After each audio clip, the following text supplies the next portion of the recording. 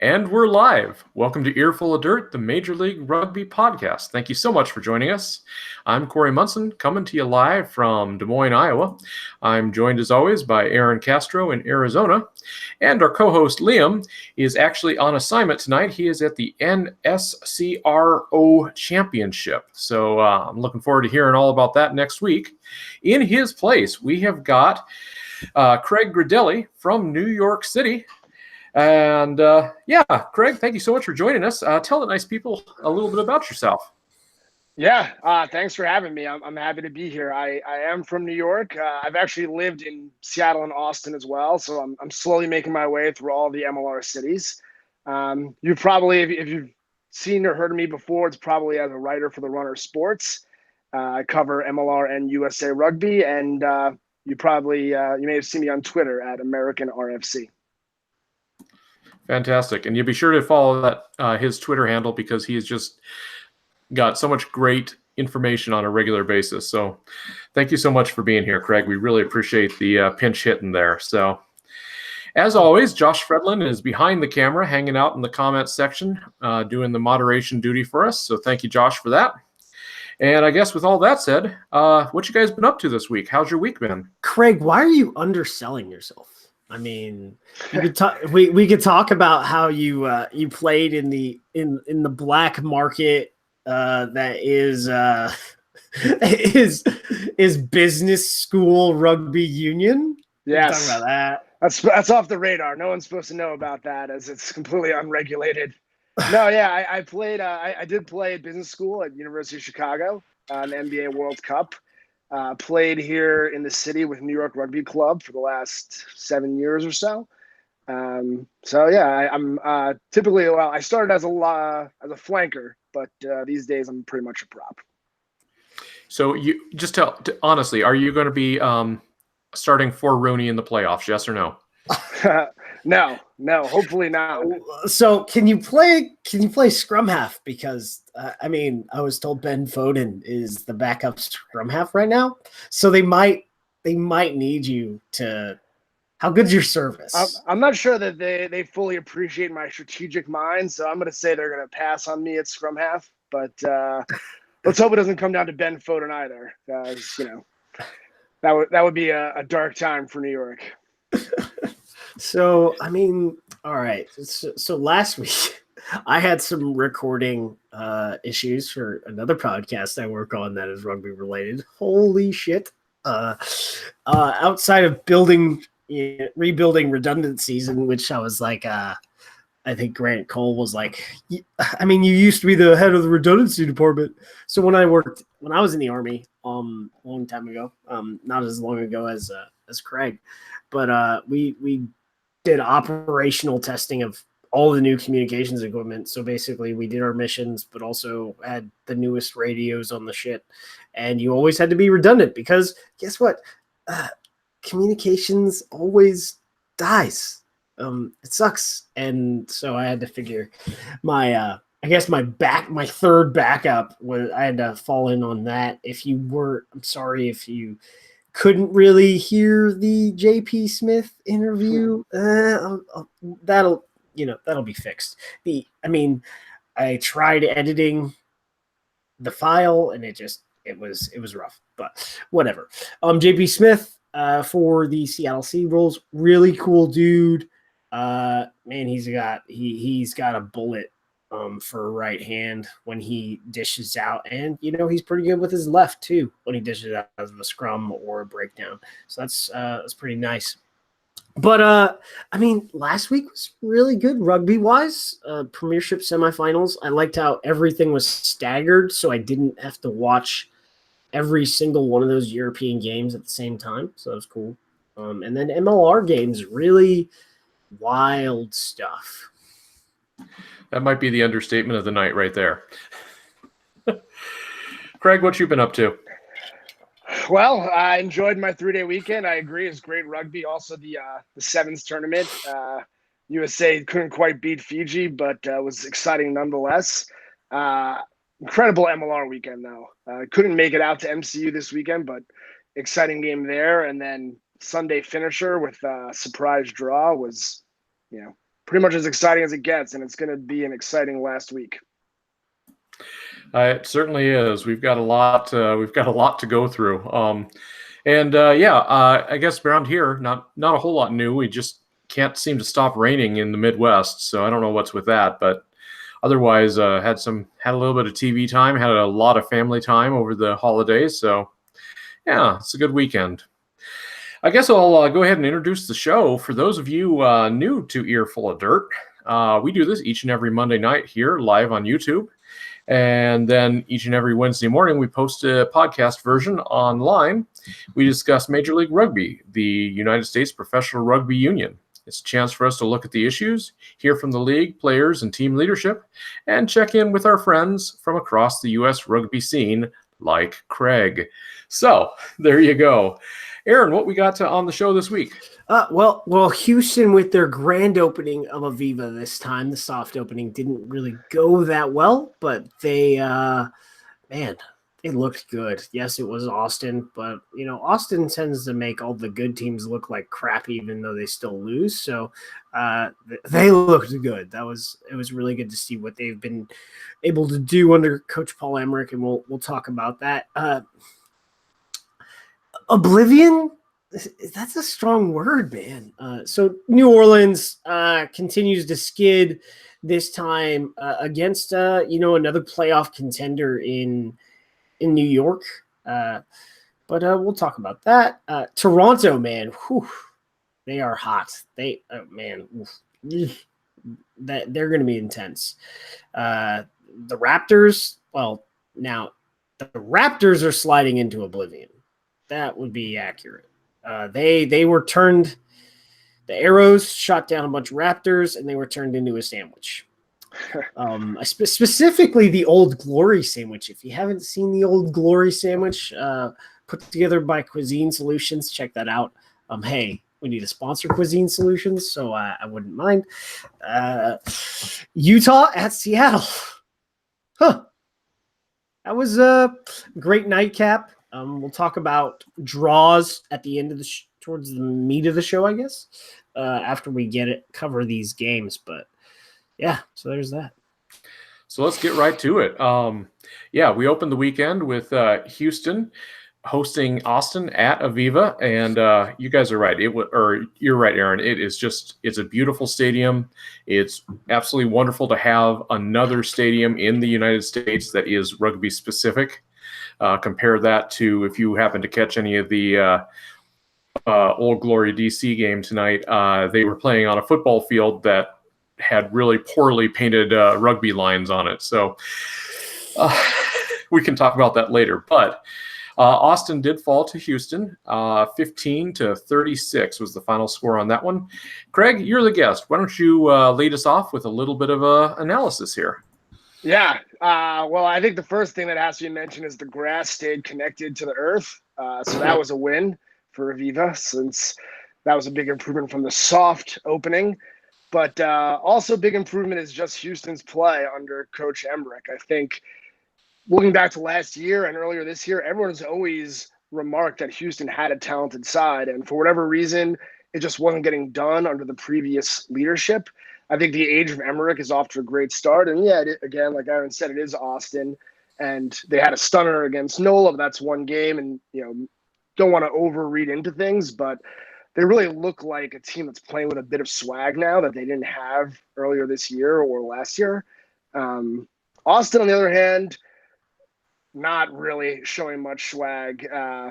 This was probably their last realistic chance to get a win for the year. Sitting at 0-15, now they travel out to Seattle.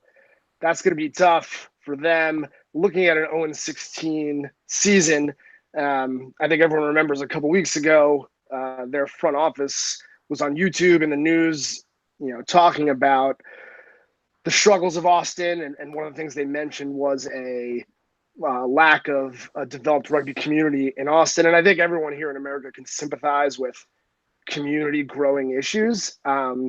But I think it's worth noting that the Austin club scene is great right now. I think they have both a Division I and a Division III national champ title contender on the men's side. And I think, I could be wrong, but I think even they have a women's team also in the national championship. So, I mean, 3 club teams doing great. You got to wonder what exactly is going on in Austin, and can that continue next year?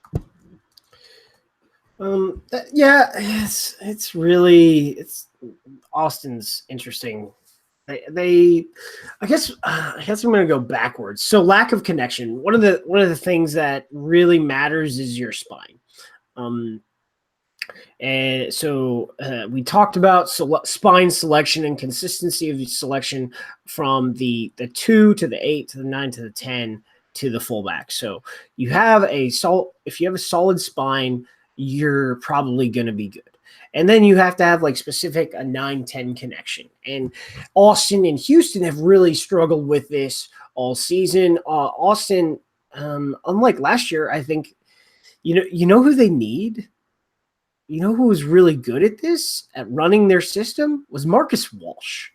That's who they needed. And Walsh is now out with, I think, a season-ending injury. He wasn't available this week, which sucks for him. But that was, of the 3 scrum halves they had last season, he was the best one, and he really ran that system pretty well. Michael Romero played 1 game for them last year, and he seemed to do it okay. But they've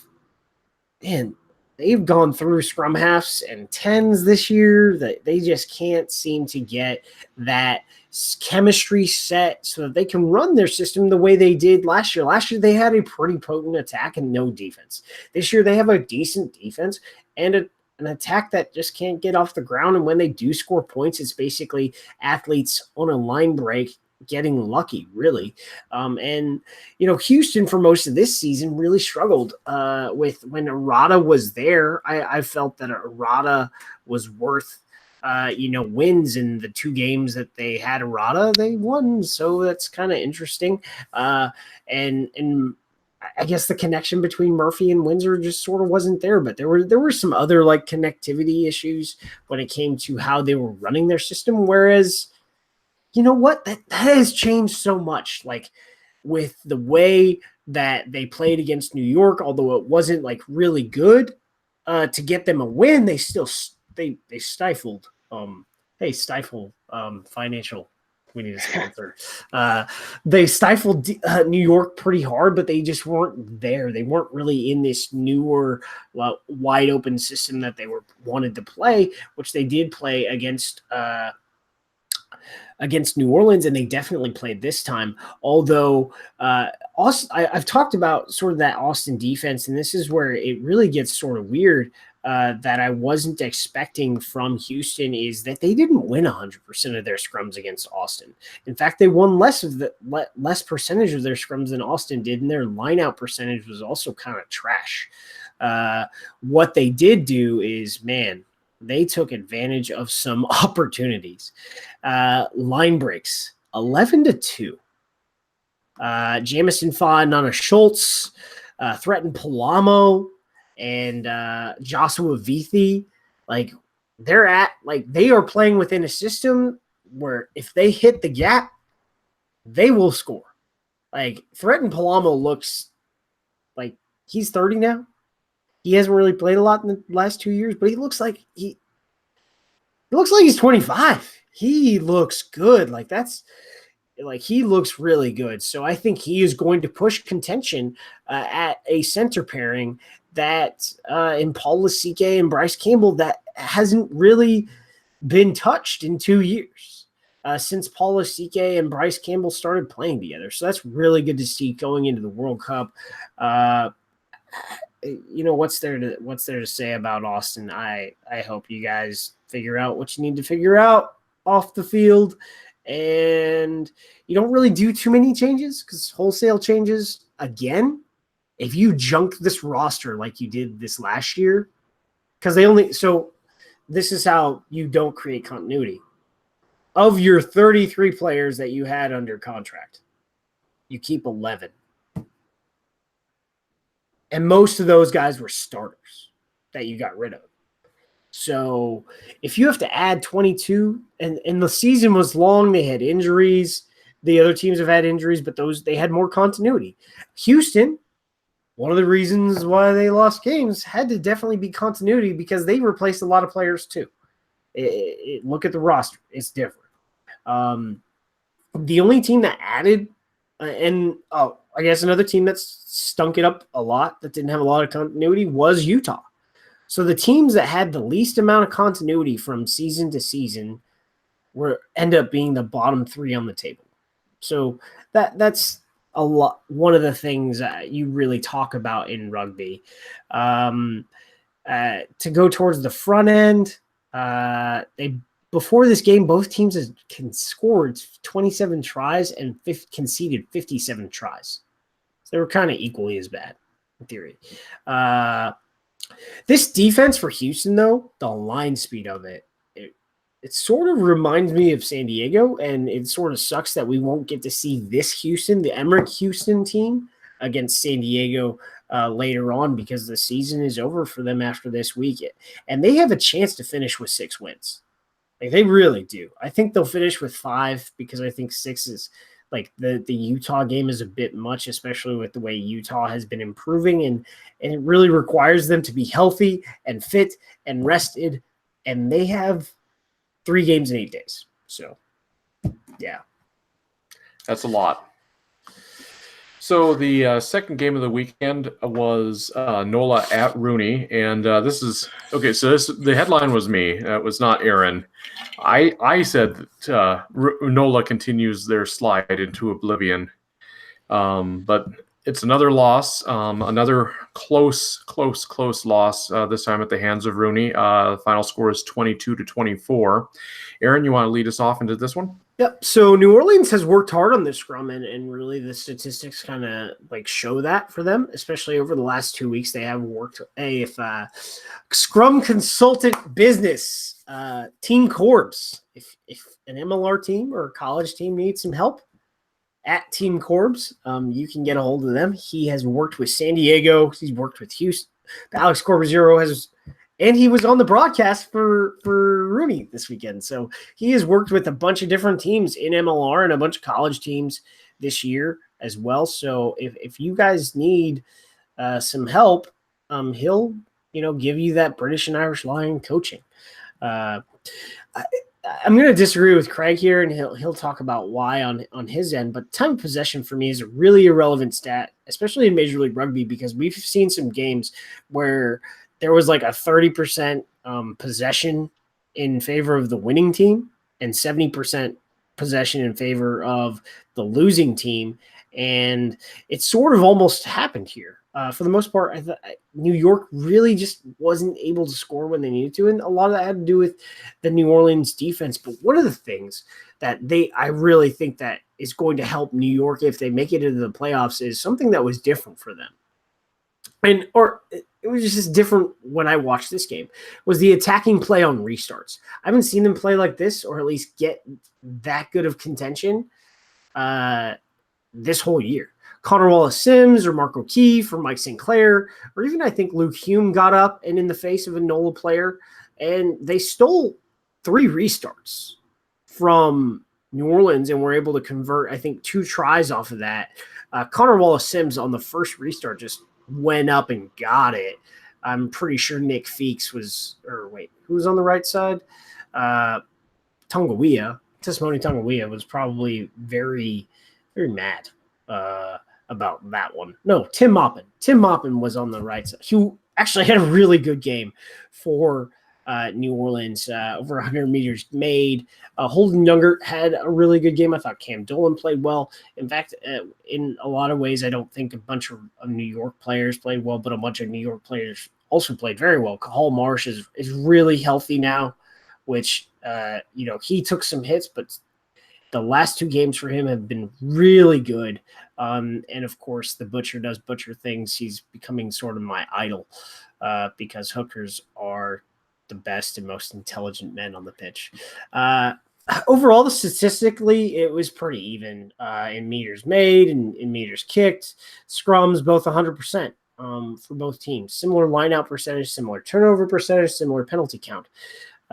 So this was probably the best game of the weekend until you get to Sunday night, rather. Yeah.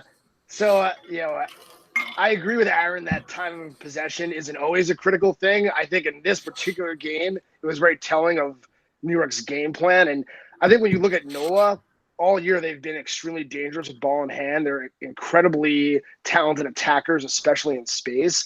And I think that the way that New York in this particular game countered that was by just not giving NOLA the ball. So sometimes you see a team with higher possession still loses. That's fine. And I agree that there's an issue with finishing. And I think if you want to look at a problem with the way New York played this week, it was definitely finishing, right? I mean, they had prolonged goal line drives where they were just phase after phase at the try line, couldn't get through. So I think that's a little bit surprising considering how well they were able to control the ball with their forwards everywhere else on the pitch.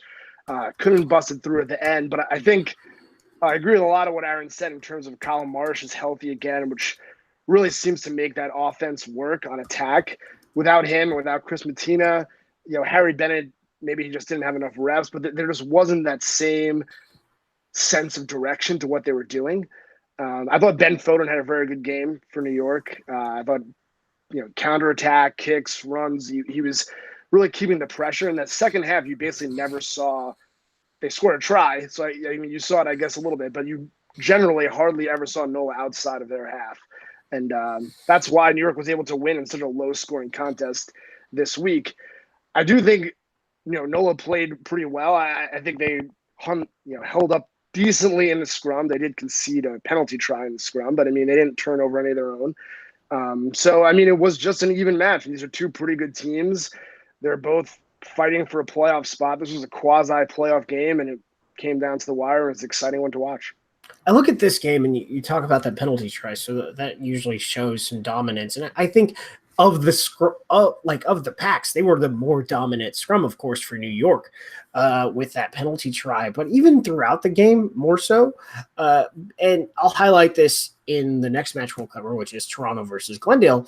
But you had, King Thompson, who Samoan International playing number 5 or playing the 4 lock, but they also had an undersized lock who has played in Nikola Bursic, who has played lock for the Chilean national team, but he's 6'2".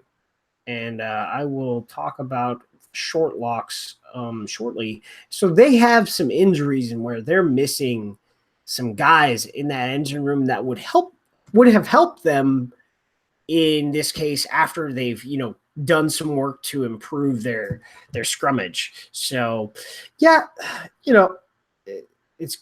I think we've learned in Major League Rugby is that if you can't scrum, it's bad.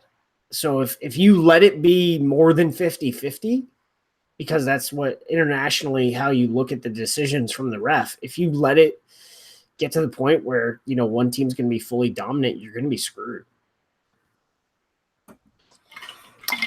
Third up this weekend, we had the Raptors traveling up to Toronto, and holy cow, that was a thumping, just a good old-fashioned Canadian thumping. The final score was 40-12 in Toronto's favor. Craig, what'd you think? I think I wouldn't want to be playing Toronto right now. I mean, they are playing great. They lost that first home game to NOLA, and I think all year when you looked at the schedule, everyone said, okay, they have 8 home games to end it, and that's when they got to go on their run. And they lost that first home game.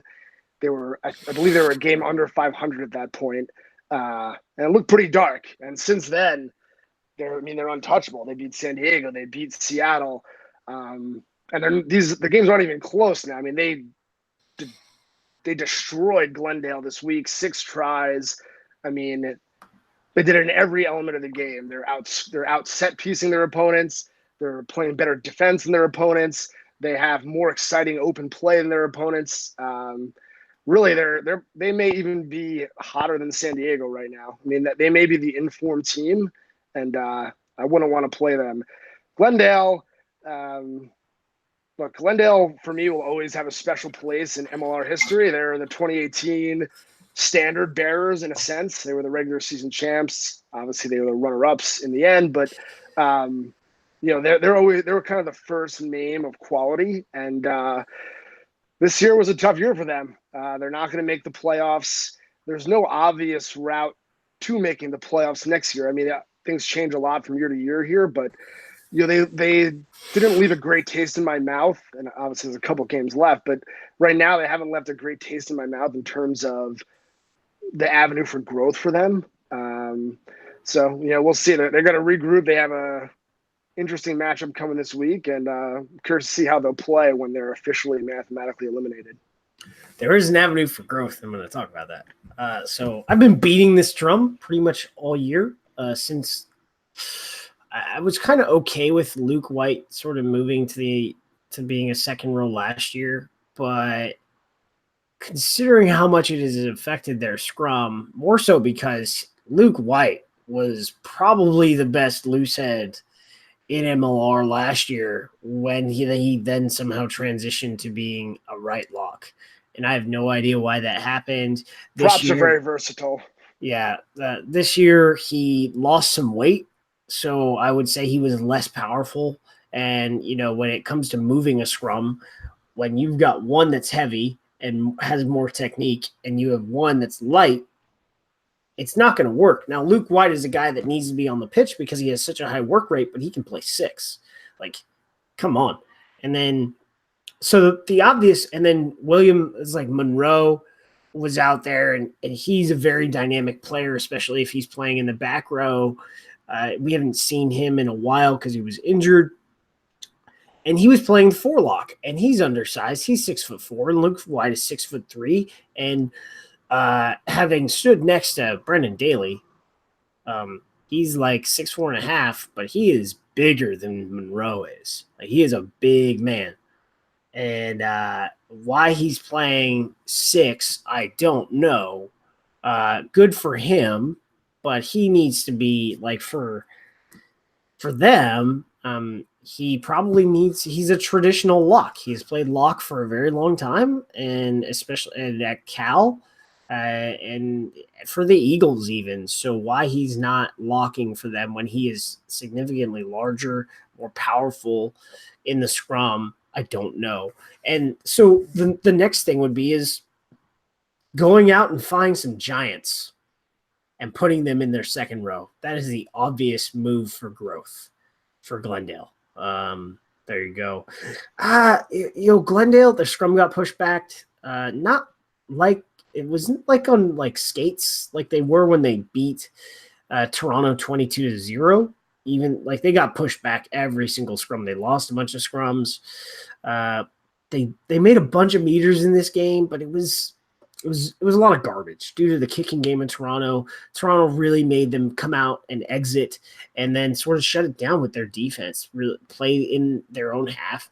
At times the attack did hum, but holy, it looked like that game Glendale played in New Orleans where they put up 1,000 meters and lost by 20 points. Like, because this is one of the things that I've talked about the last couple of weeks. A lot is turnover ratio. So what is Toronto? Disciplined, and they have good hands. Toronto had 4 turnovers. Glendale had 13. Penalty ratio, Toronto had 7. Glendale had 11.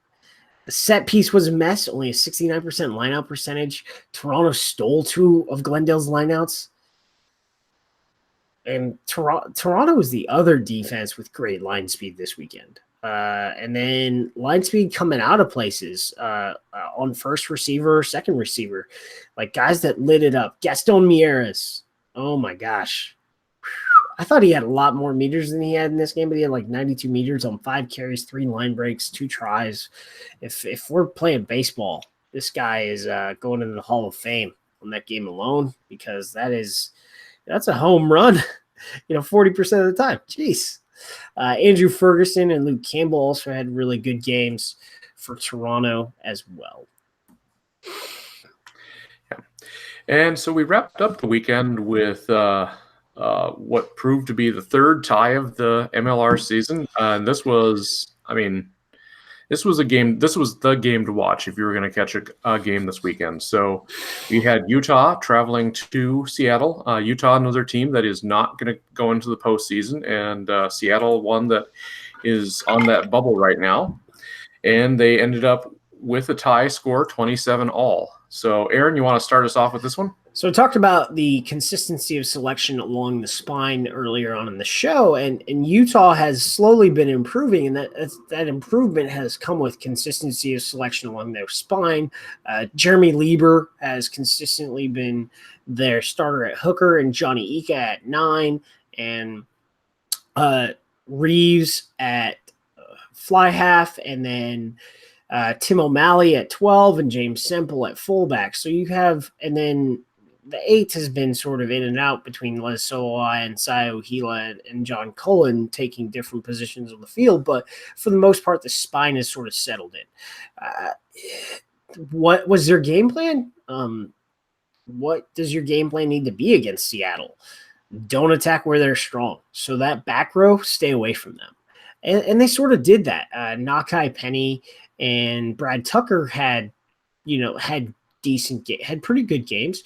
Samu Manoa, really, like, statistically, he was all over the place. He was good. Don't get me wrong, but statistically, he didn't have nearly as many opportunities as he probably normally has because Utah stayed away from him because he's scary.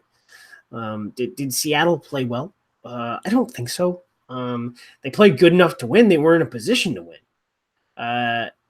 Interesting call, kicking at the end, kicking that penalty instead of kicking to the corner and going into your set piece, because their set piece, if you get a line out at the 5-meter line, they're probably going in and they probably win this one. Some of the guys really didn't have good games. That's just off the bench. Roland Suliula had a really good game for them. Wow.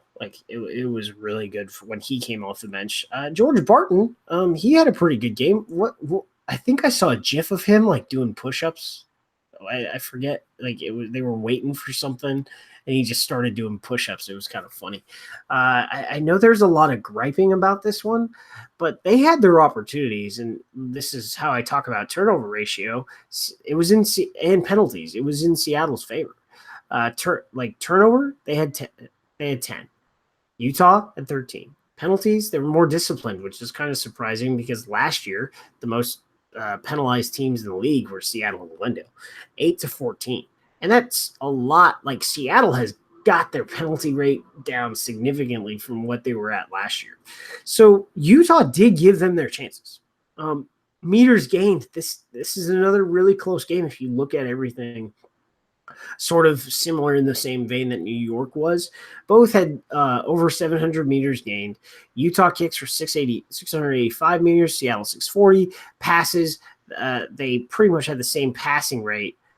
Utah had only 5 more passes. Think about that. So they weren't really passing you to death. Well, I guess they were, 130 to 135.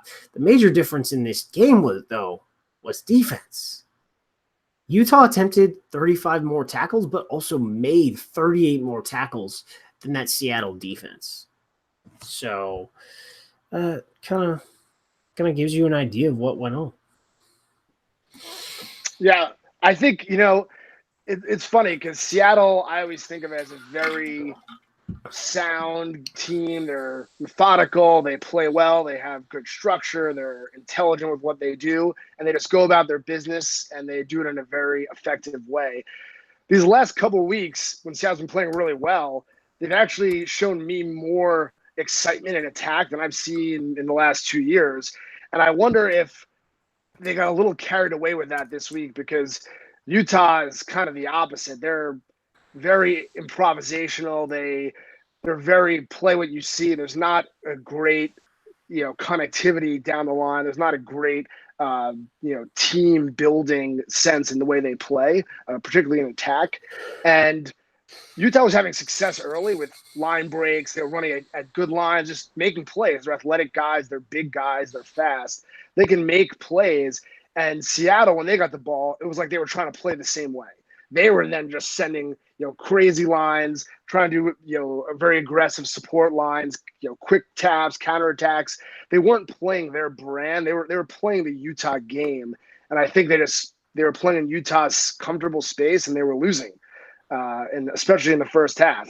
Second half, I think they reined it in. That they had a few minutes to cool down and think about it, and they tried to claw back, and that's where I think you saw Utah's defense really step up. It felt like that dam was going to break at any time in the second half, and Seattle was going to take the lead, but Utah was dogged in there in defense, held the Seattle Tide as long as they could. If that game went 5 more minutes, I think Seattle would have won. But, Utah, to their credit, did a great job of holding them out. And I actually agree with the choice to take points there. I figure that might be controversial, though. I think this year, I feel like no one takes points. And I think they should be taking points more, but especially in this case, when you're worst case, you tie and you're going to be in a tie for second place, and your last game is a home game against winless Austin. I think you're much better off doing that than risking the loss and now potentially facing a situation where you're not going to be one of the top 2 seeds in the playoffs. Fair enough. The last game of the weekend was an exhibition match, actually just wrapped up before showtime. That saw Old Glory DC hosting Scotland U20s. That one came out 70-7 in Scotland's favor. And Aaron, you caught a couple minutes of this game. You want to just fill us in real quick? Yeah, so, I mean, in the first half, it was all domination, really. As the benches changed in the second half, it was like 45-7 ending in the first half with a try sort of right at the end. And there was a try right at the end for Scotland. This is a warm-up game as they head to the Junior World Championships, which we haven't been. The Junior All-Americans have not been to the Junior World Championships in quite some time. So hopefully MLR gives some nuggets for more guys to be willing to choose rugby over football at some point, because we have a lot of high school All-Americans that end up going D1 in something other than rugby. But Scotland looked good. Granted, it was against this Old Glory exhibition side, but I thought Old Glory kind of held it up pretty good for who they were playing against, which is this whole side at some point will be either in the Premiership or in the Pro 14. So, that's what it is. Fair enough. And like I said, my only criticism of the match was the fact they were playing on a football field, and it kind of looked funky. But I'll tell you, that sous vide steak that they were cutting on the broadcast looked delicious. So they were talking about, I think they were talking about food and showing one of the sponsors things, and they were like slicing up steak to put on this sandwich that they have, which is like meat, and it looks delicious. But talk about food, it's another time. Well, and honestly, if you guys are interested in Aaron continuing, this is the second sandwich he's mentioned this show. He does do a weekly sandwich review show on Wednesday night. So be sure to tune into All Sandwiches Considered with Aaron Castro. So I just want to take a minute real quick and kind of hit on a topic that comes up whenever we have a draw like we did with Utah versus Seattle. And that is, should Major League Rugby consider getting rid of ties? Pro Rugby, when it existed, did not have ties. They had, I believe they had an overtime system, if I'm remembering correctly. So I don't know, Craig, do you want to weigh in on this? Is this a good system to continue with? Do we want to look at changing it? What do you think? Yeah, I have a feeling this is going to be an unpopular opinion, but I'm actually completely fine with draws in the regular season, obviously. I mean, what I'm not okay with is an arbitrary way to decide the winner at the end of an 80-minute contest. I mean, if the two teams fought it out that long and they played that close to each other, a draw is a more satisfying end to me than, say, penalty kicks, which isn't really that representative of the game. The only option I think would make sense from a competitive standpoint is a form of overtime, but there's other issues with overtime, right? I mean, overtime, one, has player health concerns, but two, also could go on forever. I mean, there's no guaranteed amount of time where someone is going to win, even if it's sudden death. I mean, they can play another 40 minutes without scoring. I mean, at some point you have to say, well, okay, there's going to be an end and we're going to call it a draw. So if that's what we're going to do, to me, let's just get rid of the extra injury risk and call it a draw at the end of 80 minutes. Playoff time, you need to have an overtime. So that's when you'll see it. I want to see props kicking personally, because just just so I can drink more. Clearly the fairest way to decide a rugby match. Front row kickoff. So I wouldn't mind some type of overtime system, but I think that's more has to do with should World Rugby make a different rule? Contrary to popular belief, though, there are ties in American sports. There are ties in the NFL. Like, go watch. I think the last one happened a few years ago. There aren't ties that I know of in baseball. I think it's sort of impossible to have a tie in baseball. There are ties in hockey. There are ties. I'd have to look, but I think there has been a tie in the NBA. There are ties. In another sport that Americans seem to be flocking to, soccer. There are ties in the MLS. So would I like some type of overtime system? Maybe a 10-minute period, and if it ends up being the same, but at least you gave it 10 more minutes, I'm good with that. But I'm not necessarily good with eliminating draws at all.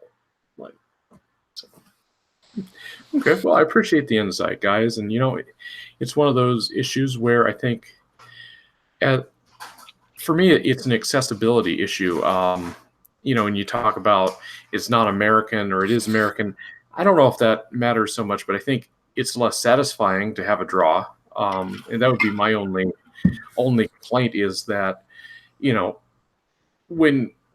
when you're used to things not ending in a draw or a tie, and something does, it does make it a little bit hard. Hey, you can still have a winner in a draw. Because guess who got a bonus point? So even though Utah was didn't win this game, they got 3 points in this one. And Seattle got 2. This happened in another game. I believe it was Glendale in one of their draws got 3 points instead of 2. So yeah. All right. Okay, so it is that special time of the night where we go through and see how bad we did last week in our predictions. So obviously Liam's not here to defend himself, so we can go ahead and just poke and prod him as much as we want. First game of the weekend was Austin Elite at Houston, and that one finished 36-15, Houston.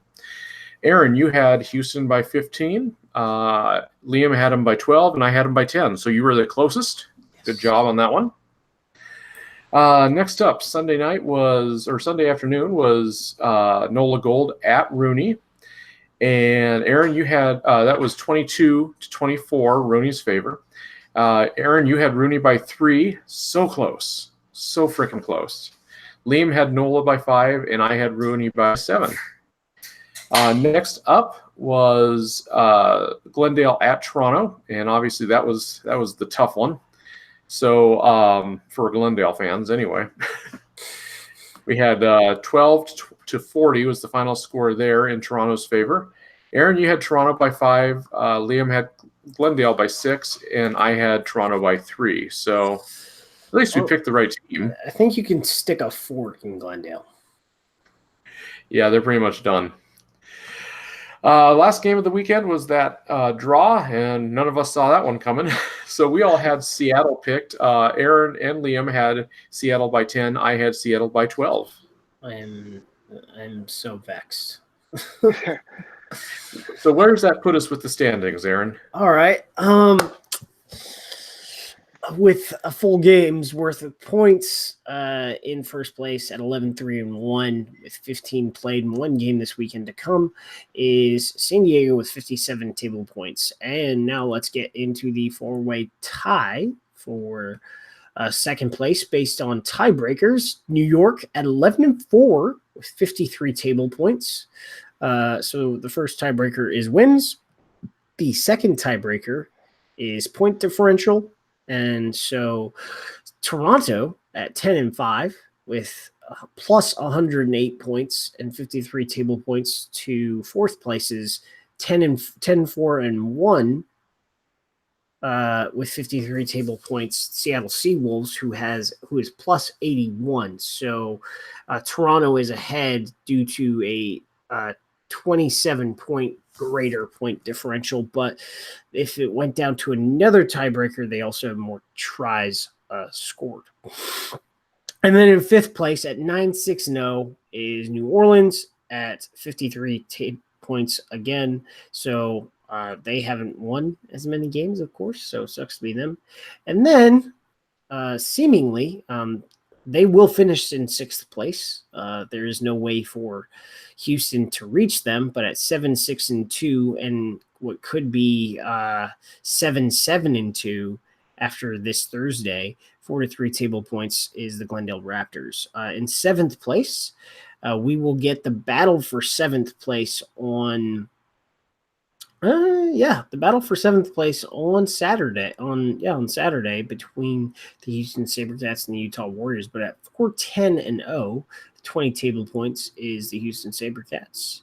At 2-11-2 with 20 table points in eighth place is the Utah Warriors, and the listless, undefeated 0-15 Austin Elite with 4 table points. Winless. They're winless. They're not undefeated. Oh, they are defeated. They're defeatless. But they are undefeated. That is one. There's two ways to be undefeated: to be perfect and lose every game, and to win every game. So for next week, then, like you mentioned, we've got a midweek game this week. So this is the makeup for the Glendale-Houston game that was rained out a few weeks ago. So Wednesday night, 8:30 p.m. Eastern, on Facebook Watch will be Glendale visiting Aviva Stadium and the Houston SaberCats. Aaron, what you got on this one? I think I'm going to Houston -4, but I feel it that it could get worse. If that makes any sense. Craig? Get worse for Glendale or Houston? Get worse for Glendale. I think Houston's going to win this, but I think Glendale could lay a freaking egg and get beat by 40 again. Yeah. I think this game, Houston really has everything to play for, and Glendale has not that much to play for. In Houston, I think Houston's going to win as well, though I'm giving it a close spread. I'm going to say Houston by 1. And I'm going the other way on this one. I think Glendale's going to find something to work for them, or Houston's just going to forget how to play. And I think Glendale's going to win by 5. So we'll see how that works out. So then the second game of the week is also Houston, and this one is Houston traveling to Utah. This is 8 p.m. Saturday on CBS Sportsnet. Aaron, what you got on this one? Well, it's at a good time, so I'm going to be at the lake all day, so that's going to be cool.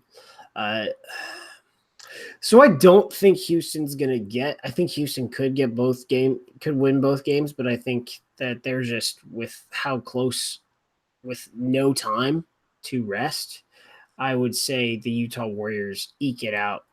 Utah -3. Agreed. I mean, 3-day turnaround. They couldn't even be like the last game on the weekend. They play midweek and then the first game again on Saturday.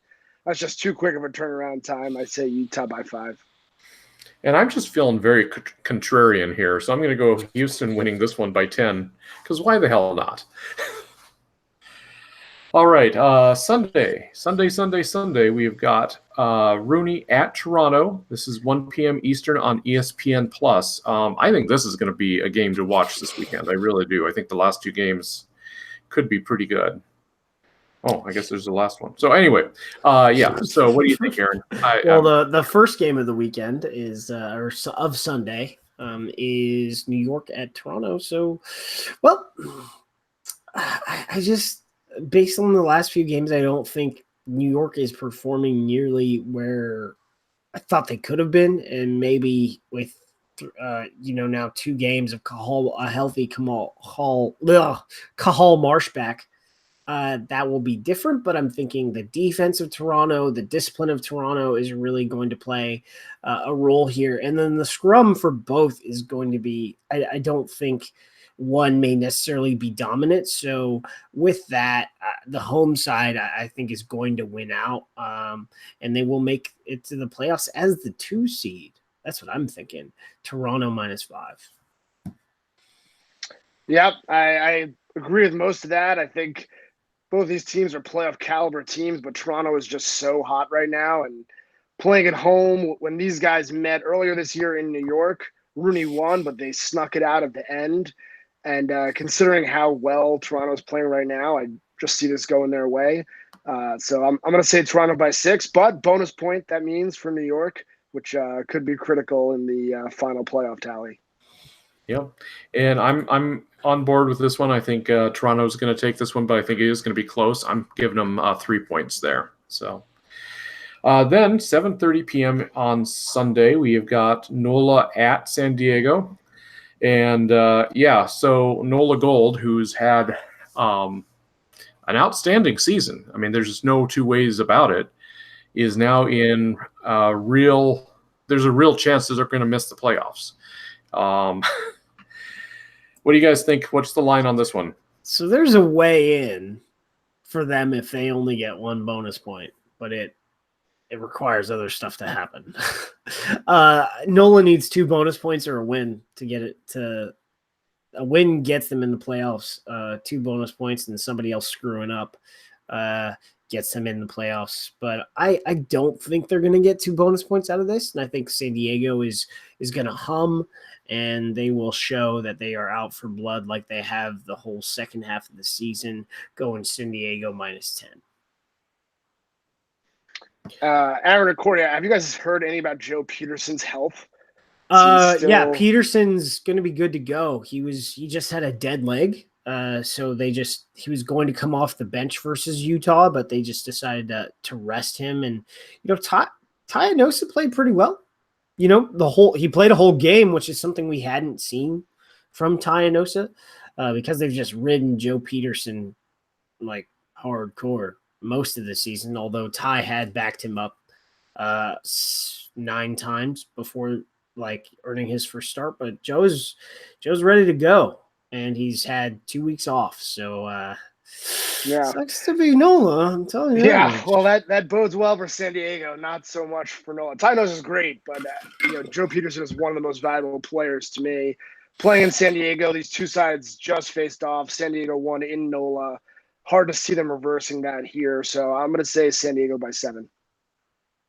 And I'm going to say San Diego by 3, but that is only because I think NOLA is going to try their darndest to come away with a win on this one. So then the last game of the weekend starts half an hour later at 8 p.m. Eastern on ESPN Plus as well, and that is Austin at Seattle. So, I think we all kind of figure how this one's going to go, guys.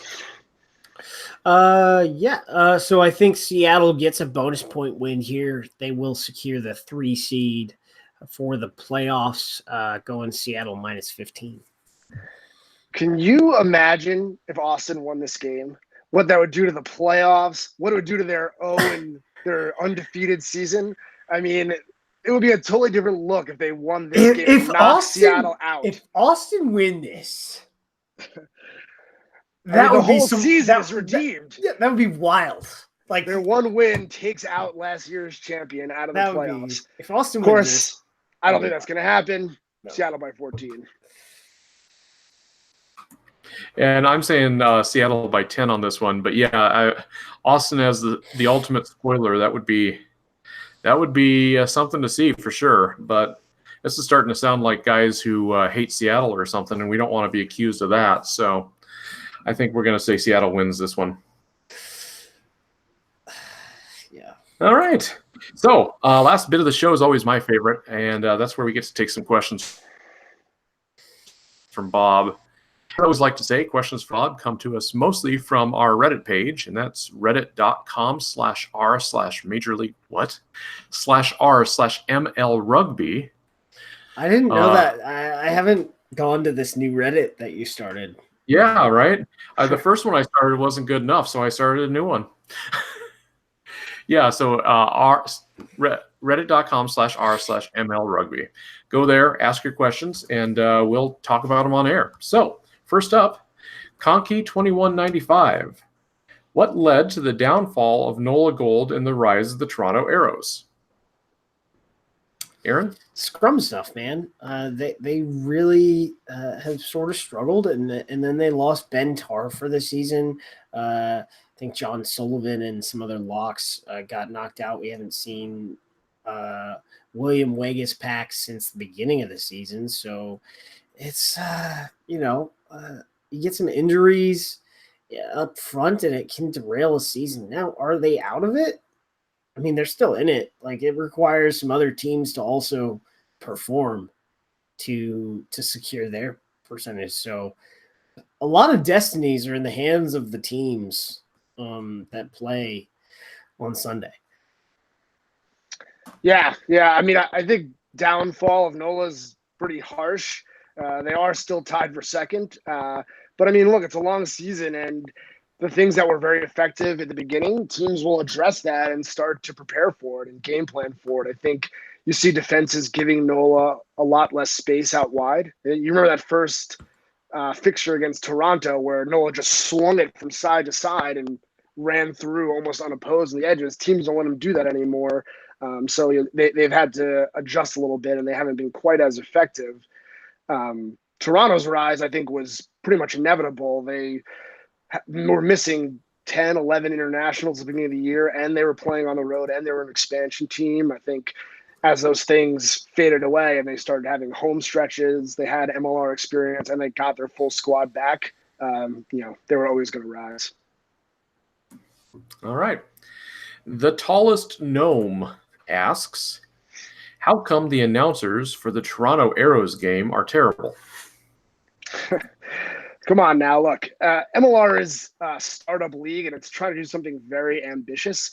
I get it. Mileage may vary on any given set of broadcasters, any presentation, but I think it's appropriate to sit back and remember just how much has been accomplished in 2 years. I mean, Pro 3 years ago or 4 years ago, whatever it was, didn't even have broadcasts. So, yeah, I mean, it's easy to nitpick about the quality of this or that, but considering what they're putting on and how quickly they did it, I think it's pretty impressive, and I'm happy with it. Well, hey man, you're the Canadian fan. If you want to know, you can ask Toronto why they have two Texans calling their games every week. So if I wanted to hear some "Don't you know us" and some like another penalty. What's that about? Yeah. I wanted to hear some Canadian speak. So if you want to talk to the Toronto peeps about that, you do that. But that's what I gotta say. If you don't, I don't know why. I don't know. However, I don't want to hear Gareth Rees call Toronto games. No, and no. Okay. So Tobar the Gypsy, a.k.a. Dan Brown, a.k.a. fellow New Yorker, with you, Craig. How long until every single union player abandons the sport, seeing promises and glory of rugby league? This might be a little tongue-in-cheek. In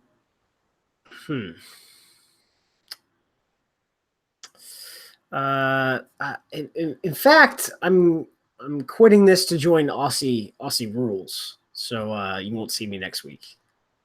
Yeah, I think right after they rewrite Game of Thrones season 8, that's when the big switch to rugby league will probably happen.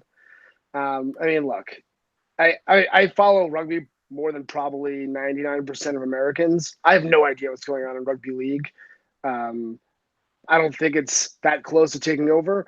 All that said, I favor the growth of rugby in various codes and formats. So I hope they have success. Yeah, there is a philosophy that says, rising water raises all boats, or whatever that is. So, yeah. All right. Scorus 67. Why is Derek Summers so biased against the Seawolves, as seen in the last several fixtures which he reffed? Not just the most recent game against Utah. Yeah, look, I mean, I don't know Derek Summers personally, but I can assure you he is not biased against Seattle. In general, I try to avoid too much critique of the referees. I think they have a really difficult job. And I think in general, they do it pretty well in the sense that they guide the game forward in a way that the result is the outcome of the two rugby teams playing and not the outcome of some call interpretation they've made or some controversial decision they've made.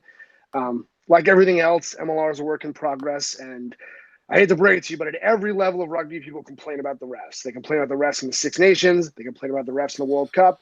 People are always complaining about referees. It's part of life, but it's also part of the nature of the game because there are so many very borderline calls that have to be made in snap decisions for an 80-minute period. People are going to disagree with the calls.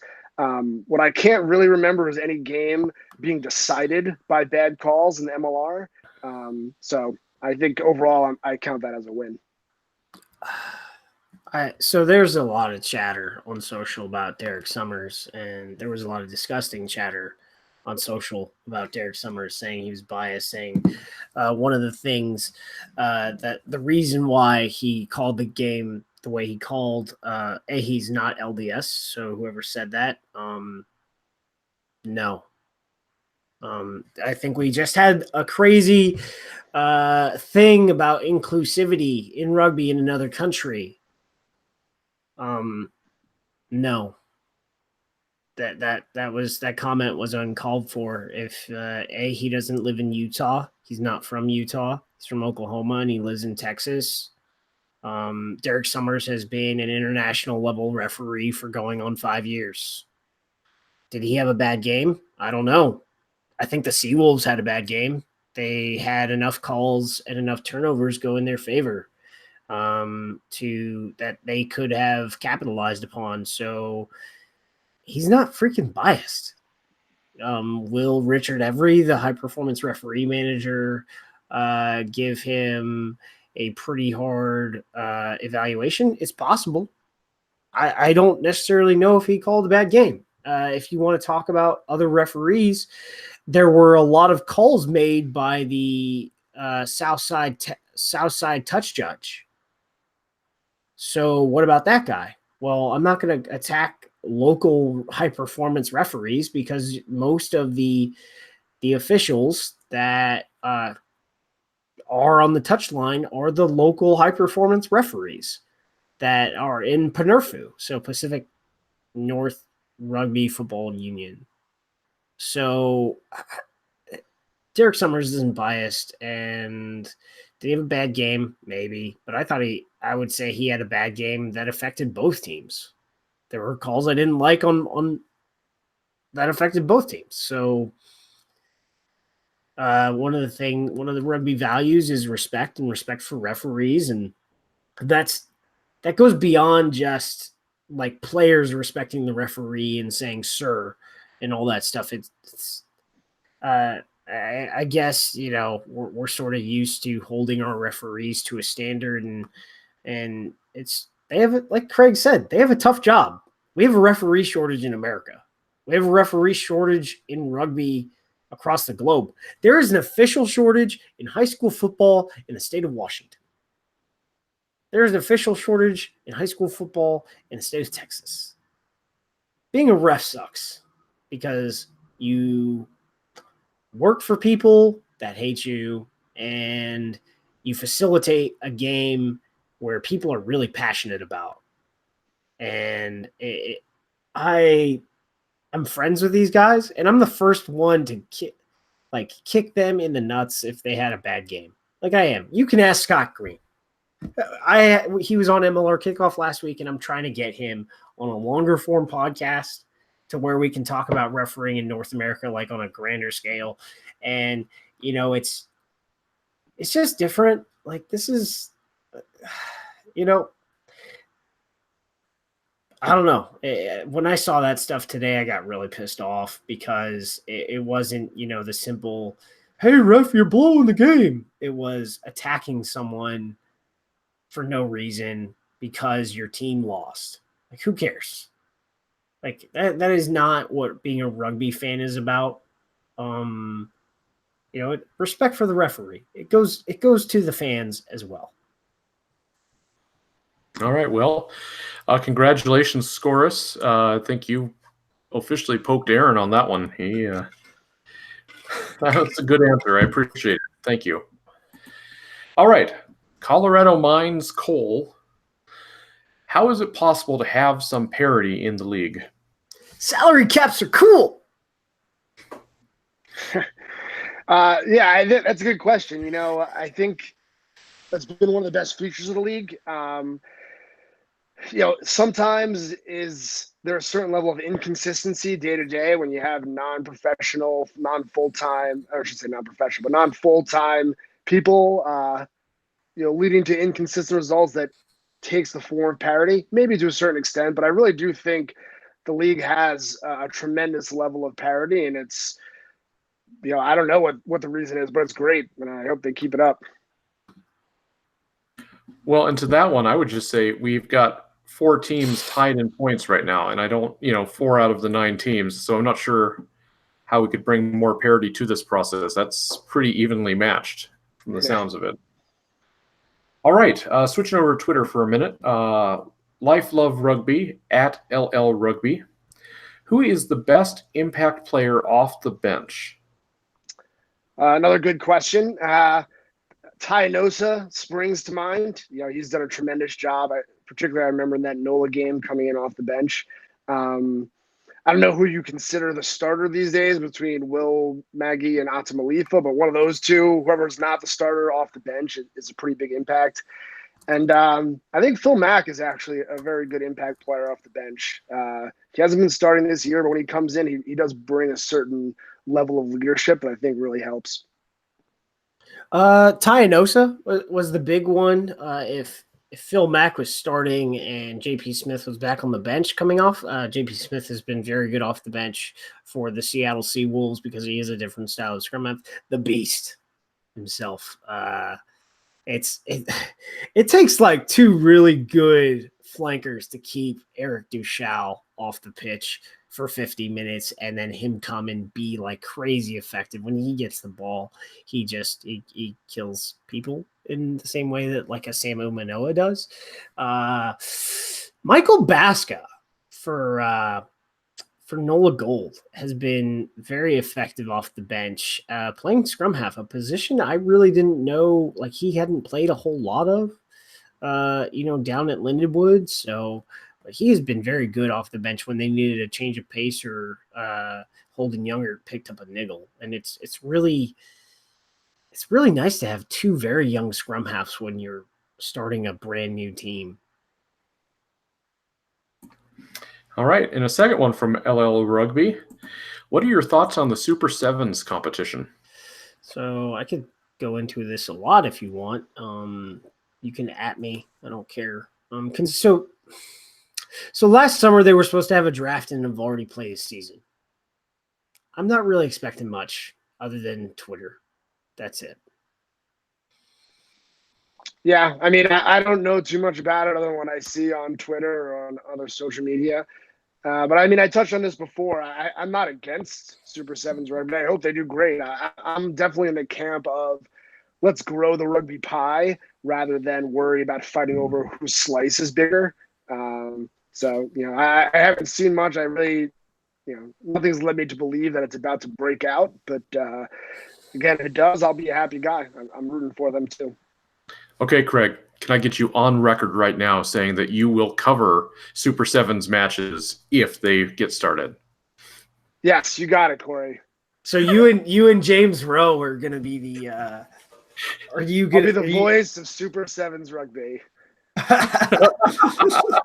Hey, if Super Sevens wants to pay for some good voices, Earful of Dirt is an American RFC are here for you. What would the Earful of Dirt name translate to Super Sevens rugby? Like you're full of air? I don't know what happens in Sevens. Not as much dirt. Oh man. Section namesake Bob B. Barberson asks, what are the color codes for Austin's colors based on their style guide? So I think it's going to be the orange is number symbol FF8C00, and the blue is going to be number symbol 00BFF. F. There's 3 Fs. So it's a strange question from Bob. I'm wondering if he's thinking about switching teams because he's an old school Utah fan. No. So Austin has, a couple of weeks ago, they secured the wooden Dougie, and this is, how to, help.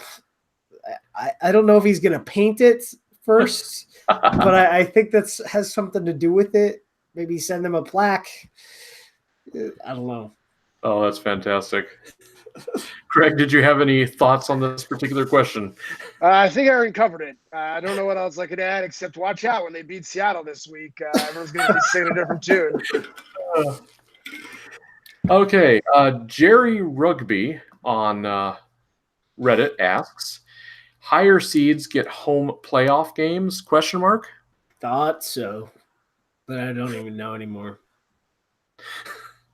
Yeah. Yeah, I don't know. If they don't, that really makes this weekend a lot less exciting. But I guess they're still playing that 4th spot, so they'll be something to watch no matter what. All right, and last question of the night from Twitter. T. Roy, the tight head, and that's at TXNG8R, Texan Greater. Can the SaberCats beat Glendale after such a short turnaround and then do it again versus Utah a few days later? And I feel like we kind of hit on this during our predictions, but yeah, can they? Sure. I mean, I think they're playing with swag right now. Neither of these other 2 teams need a win. I think Houston may be playing for the most pride, but I don't think they will. I think they'll win 1. I think they'll gear up for Glendale and probably win that one, and then what's left over will be a pretty tired group of guys that will struggle against Utah. But maybe it'll go the other way. I see them winning 1 of 2. Yeah, I agree. Houston has a lot of pride to play for, definitely for next season. And you're seeing that with how they've responded to Paul Emmerich. But I agree. I think they'll beat Glendale, and they might beat Glendale convincingly. But if they come out with an injury or 2, Utah has been playing well, and I don't really think they'll be rested enough to win the game. I think that they will play a good game. So, yeah. I think it would also help if Joshua Vesey can avoid a red card. That would be good. Oh, yeah. Yeah. All right. That's it. Guys, we made it. Craig, thank you. Thank you for being here. Thank you for having me. I loved it. Did anybody have any final thoughts on our way tonight? No, it's good to always see everyone. And Craig, thanks for filling in. The NSCRO Rugby Championships are archived, so if you want to see what Liam was doing, you can go watch those, I think, on NSCRO's Facebook. And if you're an MLR GM who happens to be listening to this, you should watch those games because there are some highly talented players that were hidden because the makeup of National Small College Rugby Organization is very interesting. You have a lot of schools that play Division II football, and there are a lot of players on these rosters this weekend that played Division II scholarship football and are playing rugby. So you've got some high-level athletes out there that you can go pluck. All right. Anything else for us on the way out, Craig? Thanks for having me. Happy Memorial Day, everyone. Yep. And give us a plug for your website and Twitter one more time. Sure. You can find me writing most often for The Runner Sports. And on Twitter, you can find me at American RFC. Super duper. Okay. On our way out, please note that the opinions expressed on this broadcast are those of the host and guests and do not necessarily reflect the beliefs or practices of Major League Rugby, the league or its teams. Aaron Castro is employed by Major League Rugby. Please note that. Be sure to tune in next week. We're live again on YouTube Monday evening and available on your favorite podcast platform every Wednesday morning. If you like what we do, please subscribe to our YouTube and iTunes feeds, and it helps folks find us. And be sure to share your own news, views, and abuse with us on Facebook, Twitter, Instagram, or via email at earfulofdirt@gmail.com. Thank you, as always, so much for listening. We will be back next Monday night. Until then, get out there and watch some rugby.